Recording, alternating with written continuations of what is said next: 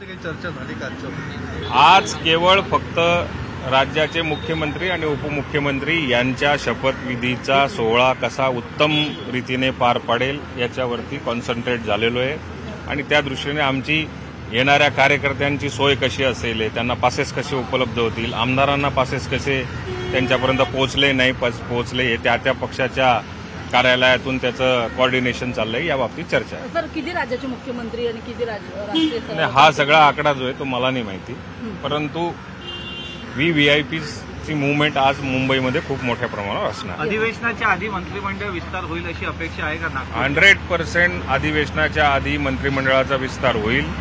त्यामध्ये संपूर्ण एनडीएच्या घटकांशी चर्चा होईल आणि त्याच्यानंतर हा निर्णय एकत्रित घेतला जाईल. गेल्या वेळेच्या सरकारमध्ये जे मंत्री होते त्यांची पुन्हा वर्णी लागण्याची कितपत शक्यता वाटते? ज्याला ज्याला वाटतं त्यांना सगळ्यांची वर्णी लागली पाहिजे. मग ते गेल्या वेळी असो किंवा भविष्यात कोणी असो, सगळ्यांची वर्णी लागली पाहिजे. सगळ्यांना शुभेच्छा आमच्याकडनं आहेत. महायुतीमध्ये राष्ट्रवादी किती जागा मागतायत, म्हणजे किती खाती मागतायत, मंत्रीपद, राज्यमंत्रीपद? मागणं न मागणं आमचं तर काही त्याच्यात बोलण्याचा संबंध येत नाही. ते पक्षाचे नेते जे असतील ते ठरवतील आणि सगळ्या जागा जर का दिल्या तर काही आम्हाला आनंदच आहे त्याच्यात.